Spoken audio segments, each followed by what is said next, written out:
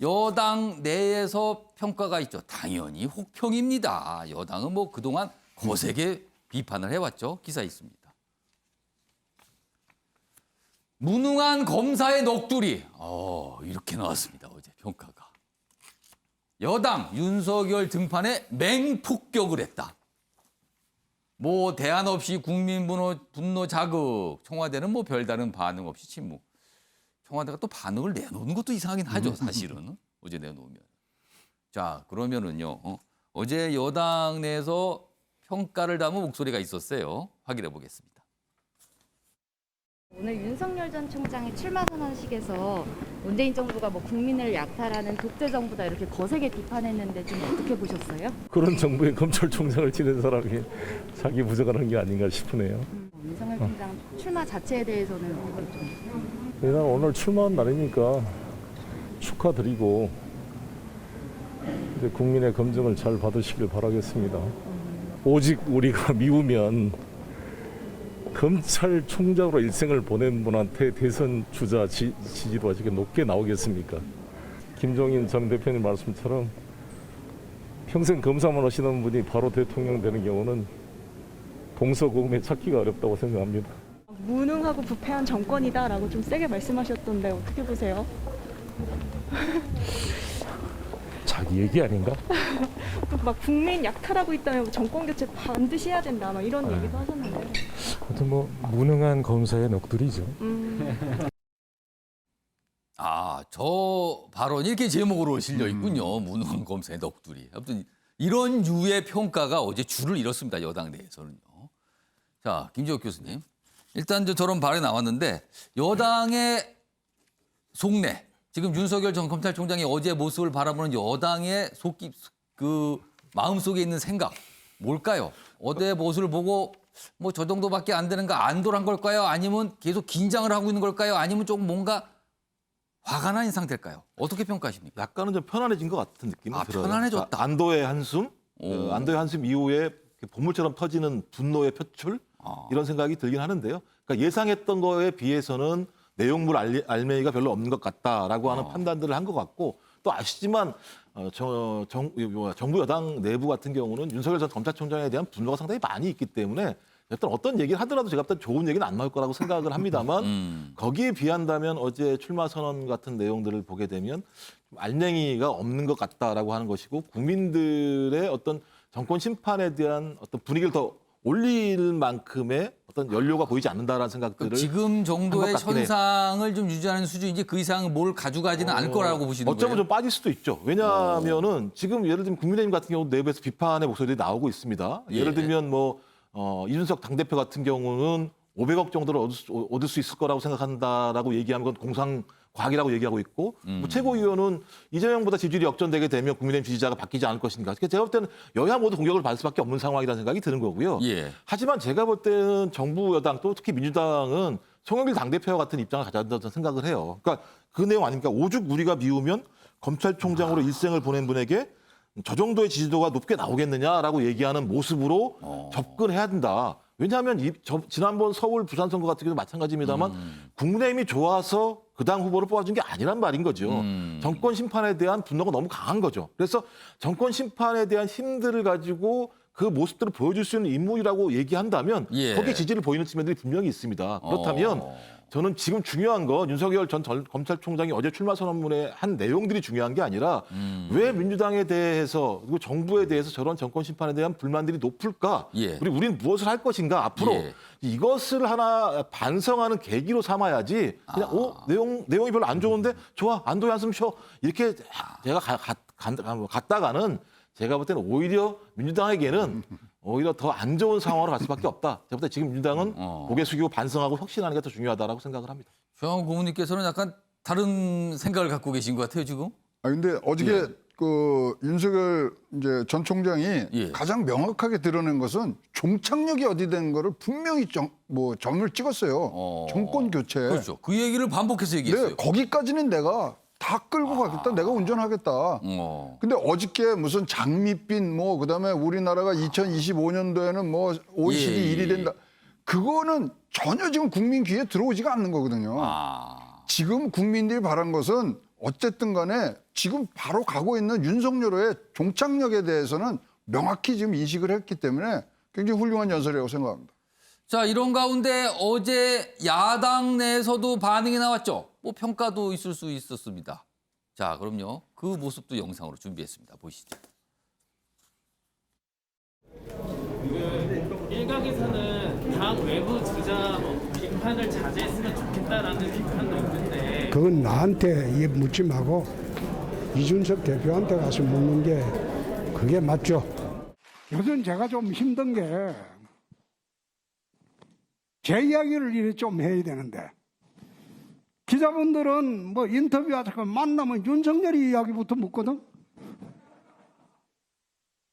그런데 난 엑스파일이 뭔지도 몰라요. 아는 게 있어야 대답을 하지. 오늘 뭐 출마 선언 하셨다는데 그거 가서 그 집중적으로 물어보세요. 저한테는 더 이상 묻지 말고 이제. 굉장히 언어가 잘 정제되어 있고 고민이 많이 녹아있는 그런 연설이었다. 혹자들은 나중에 질의응답 과정이나 이런 것에서 다소 미숙함이 드러났던 부분을 지적하려고 하겠지만은 여러 사람들 조력을 받으면서 좋아질 것이다 이렇게 판단합니다. 희망적인 시각으로 윤석열 총장의 정치 시작 행보를 바라보게 됐습니다. 주하고 의원님. 네.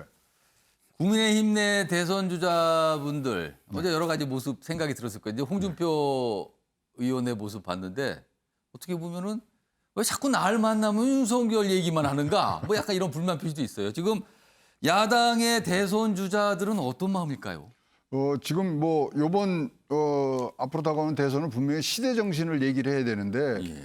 모든 것을 지금 뭐 요번 연설을 통해서 선점을 해버렸죠.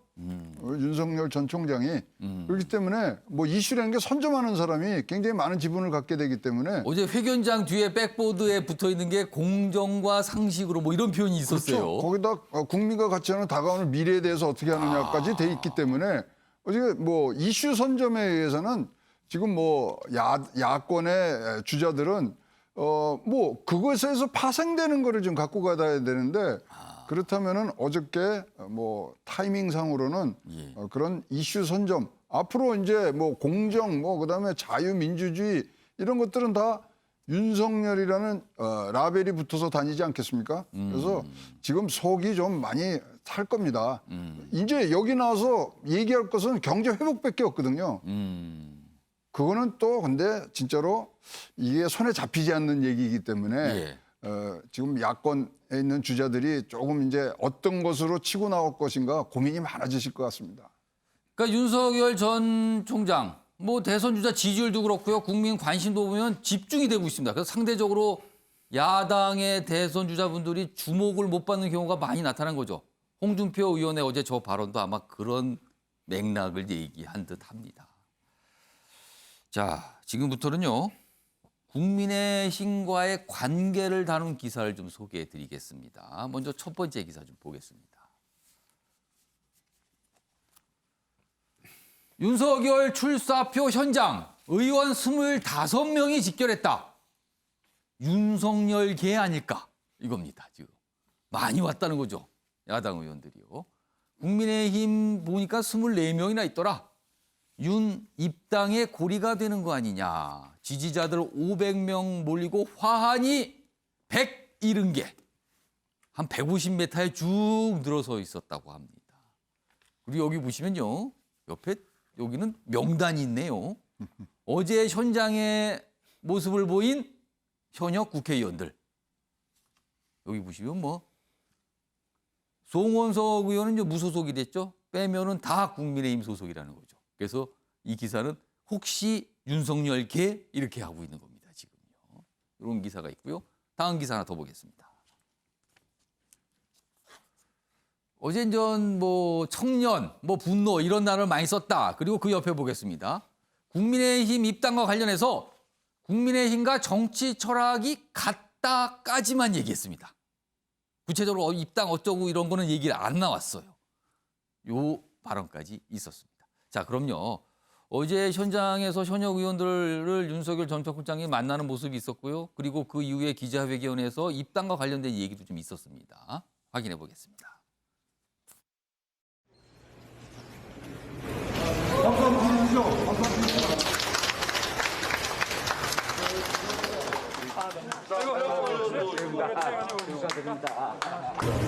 축하드리고 큰 용기 내시기 바랍니다.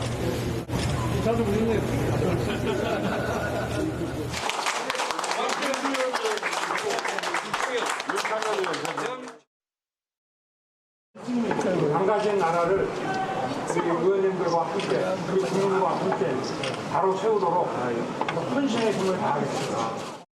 그 정치 철학 면에서는 국민의힘과 제가 생각을 같이 하고 국민의힘 대선 경선에 참여를 할 의사가 있으신지 그 문제에 대해서는 제가 지금 이 자리에서 답변 드리기 어려울 것 같습니다.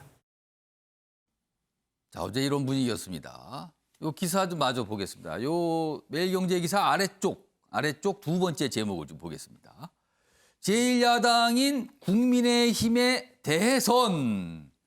정치 철학이 같다라고 얘기했죠. 그리고요. 그런데 자유민주주의 가치 수호 동의한다. 그런데 구체적인 입당 시기는 밝히질 않았습니다. 지금 말하기 적당하지 않다. 이렇게 얘기한 겁니다. 김명희 교수. 네. 생각이 같다면서 지금 입당을 안 하는 이유는 뭘까요? 생각은 비슷한 점이 너무나 많죠. 자유민주주의에 대한 가치를 언급하기도 했는데요. 국민의힘의 정강 정책을 보면 기회의 나라, 공정한 대한민국이라고 하는 이 공정에 대한 메시지들이 상당히 많은 부분들을 차지하고 있습니다. 윤석열 전 총장이 얘기하고 있는 내용들과 다른 부분들이 거의 없을지도 모릅니다. 하지만 정치는 중요한 건 지향하는 철학도 중요하지만 같이 보여지고 있는 사람이 국민들에게 그대로 드러나지 않습니까? 예. 앞서 제가 윤 전 총장에게 거는 기대감들이 서로 사람들마다 다르다라는 말씀을 드렸는데요. 최근 여론조사에 보면 호남에서도 윤 전 총장에 대해서 사실 보수 야권으로 불리지만 과거와는 전혀 다를 정도의 기대감들을 갖고 있는 겁니다. 예. 문재인 정부의 한때 강력한 지지를 보냈던 진보 진영 인사들이지만 조국 전 장관 사태를 거지면서 민주당만 빼고라는 칼럼이 적힐 정도로 문재인 정부와 민주당에 등을 들였지만 그리고 나서 국민의힘까지는 넘어오지 않는 많은 사람들이 있습니다. 가장 대표적인 케이스가 진중권 전 교수 같은 인물들이 여전히 많이 남아있다는 것이죠. 예. 그렇다면 검찰총장직을 벗어던지고 국민의힘의 대선 경선에 바로 들어가서 참여하겠다라고 하게 된다면 그 국민의힘의 테두리 내에 갇힐 가능성이 크기 때문에 최대한 정치의 첫 발을 띄고 본인이 펼쳐나갈 대한민국에 대한 정치 미래를 그려나가면서 더 많은 사람들과 세를 구축할 가능성이 크다고 봅니다. 그리고 난 뒤에 결국 윤 전 총장이 어제 했던 언급 중에 말을 좀 아끼지만 여러분들이 걱정할 일이 없도록 하겠다고 얘기를 합니다. 그 말은 밖에 있으면서 보수 분열하는 일이 절대 없을 것이고 적절한 때가 되면 국민의힘과 함께 대통령 선거 치를 테니 여기에 염려하지 말았으면 좋겠다는 속뜻이 담겨 있다고 보거든요. 지금 당장 들어가서 여러 주자 중에 한 명이 되겠다는 것이 아니라 더 큰 기대감들을 모아내면서 그 힘을 바탕으로 국민의힘과 결국은 입당을 하든 손을 잡든 더 압도적인 정권 교체를 이뤄내기 위한 본인의 뜻을 피력했기 때문에 그 정도 상황에서 국민의힘과 조율 관계를 천천히 이어가면 될 거라고 생각합니다. 그러면 좀 더 제가 구체적으로 질문을 좀 드릴게요. 그러면 좀 김명희 교수의 분석은 밖에서 일단 입당은 아니고 밖에서 이른바 표를 확장, 그래서 힘을 키우고 그리고 나서 국민의힘과 나중에 손을 잡는다. 뭐 이런 걸로 보인다는 건데요. 그럼 구체적으로 국민의힘에 입당을 해서 경선 과정에 참여를 할 것인가? 그게 아니고 국민의힘에서 자체 대선 후보를 뽑은 뒤에 밖에 있는 윤석열과 손을 잡아서 후보 단일을 할 것인가? 이런 걸로 귀결될 것 같습니다. 둘 중에 어느 겁니까 그러면? 저는 후자에 가까울 거라고 보는데 대신 윤석열 전 총장을 위해서 국민의힘이 8월 달에 버스 바로 출발하겠다라고 하는 기존 입장을 고수할 것이 아니라 조금 더 여유로운 시간표를 제시하면서 같이 호흡하는 필요가 있다고 생각합니다. 예를 들어서 지금 당장 윤 전 총장이 8월 대선 열차에서 경선에 참여하기 위해서는 지금 당장 입당을 해야 됩니다. 그렇겠죠. 바로 입당을 해서 당원들을 만나야 되는데 그럼 앞서 설명드렸던 그 많은 사람들을 같이 국민의힘으로 함께 들어갑시다라고 얘기가 불가능하지 않습니까? 윤석열 전 총장이 국민의힘에 들어갔을 때 갖지 못하는 사람들도 넉넉하게 살을 붙이면서 캠프에 조직들을 강하게 갖춘 다음에 이거 국민의힘이 가져갈 수 없는 외연 확장이겠죠.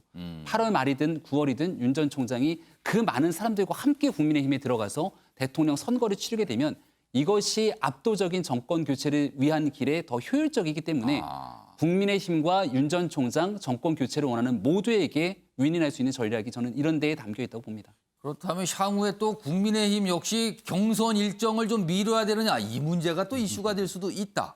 그럼 또 다른 대선 주자들, 야당의 대선 주자들은 어떤 반응을 보일지 모르겠습니다. 이것도 이슈로 등장할 수 있다는 분석입니다. 자, 다음은요.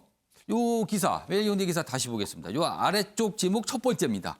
어제 엑스파일 관련된 질문도 있었습니다. 윤, 엑스파일 문건 못 봤다. 부인 장모 관련 논란 질문이 나오자 출처 불명의 흑색 선전이다. 약간 일축하는 답변을 했습니다. 자, 그럼요. 이와 관련된 영상도 확인해 보겠습니다. 국민 앞에 공직자, 그것도 선출직 공직자로 나서는 사람은 그 능력과 그 도덕성에 대해서 무제한 검증을 받아야 된다는 입장을 가지고 있습니다. 그러나 그런 검증은 어떤 합당한 근거와 그 팩트에 기초해서 이루어지는 것이 맞다고 생각하고, 만약에 이것이 어떤 출처 불명의 또 아무 근거 없는 일방적인 그 마타도를 시중에 막 유포를 한다든가 하면은 이거는 국민들께서 다 판단하실 것으로 생각합니다. 자, 조대님 변호사, 어떻게 보면 일축하고 문제 없다 이런 분위기의 답변인 것 같아요. 그런데요, 사실 대선 주자는 어떤 법적인 문제를 따지기보다는 정치적인 문제를 따지게 되잖아요. 만약에 지금 여러 가지 제기된 의혹들, 그리고 문건에서 뭐 담겼다고 알려진 내용들, 이런 것들이 향후에 정치적으로 큰 논란이 될 가능성 어떻게 보십니까? 어쨌든 본인이 짚고 넘어가야 될 문제인 것 같고요. 그리고 엑스파일 뭐 내용은 뭐 저도 잘 모릅니다만은 뭐 찌라시라든지 뭐 이렇게 돌고 있는 내용들을 보면 뭐 결코 가볍지 않은 내용이라는 것을 뭐 알 수 있는데요.